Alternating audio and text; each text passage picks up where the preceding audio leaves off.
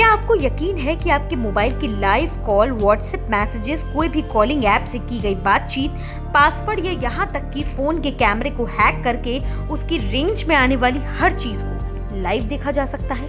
जी हाँ, ये मुमकिन है इजरायली स्पाईवेयर पेगासस के जरिए, और आपको पता भी नहीं चलेगा।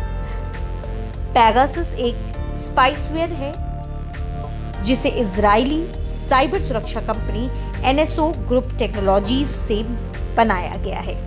ये एक ऐसा प्रोग्राम है जिसे अगर किसी स्मार्टफोन में डाल दिया जाए तो कोई हैकर उस स्मार्टफोन के माइक्रोफोन, कैमरा, ऑडियो और टेक्स्ट मैसेज, ईमेल और लोकेशन तक की जानकारी हासिल कर सकता है। साइबर सुरक्षा कंपनी कैस्परस्काई की एक रिपोर्ट के अनुसार पेगासस आपको एनक्रिप्टेड ऑडियो सुनने और एनक्रिप्टेड संदेशों को पढ़ने लायक बना देता है। एनक्रिप्टेड ऐसे संदेश होते हैं जिनकी जानकारी सिर्फ मैसेज भेजने वाले और रिसीव करने वालों को होती है। जिस कंपनी के प्लेटफॉर्म पर मैसेज भेजा जा रहा है वो भी उसे देख या सुन नहीं सकती। इस पर पेगासस के इस्तेमाल से हैक करने वाले को उस व्यक्ति के फोन से जुड़ी सारी जानकारियां मिल सकती हैं।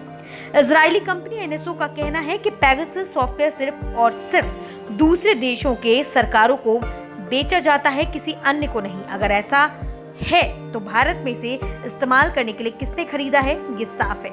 आप खुद ही सोच लीजिए कि कोई किस हद तक आपकी जासूसी कर सकता है और इसका खामियाजा किस हद तक आपको उठाना पड़ सकता है।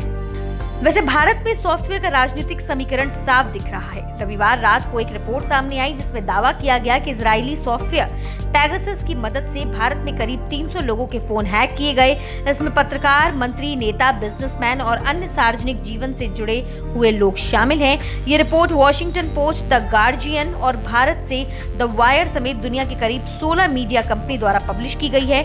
द वायर के मुताबिक डेटाबेस में भारत से 300 मोबाइल नंबर्स हैं, जिनमें से लगभग 40 पत्रकार हैं, 3 बड़े विपक्षी नेता हैं, 2 नरेंद्र मोदी सरकार के कैबिनेट मंत्री हैं, एक संवैधानिक पद पर बैठे व्यक्ति हैं, कई सिक्योरिटी एजेंसी के अधिकारी हैं, तो कई मशहूर कारोबारी भी हैं। इन सब में सबसे बड़ा नाम राहुल गांधी का है। राहुल गांधी के 2 नंबर संभावित टारगेट रहे हैं। राहुल गांधी के 2 बेहद करीबी अलंकार सवई और सचिन राव के नाम भी शामिल हैं। मॉनसून सत्र के पहले दिन भी विपक्ष ने इस बात पर जमकर बवाल काटा।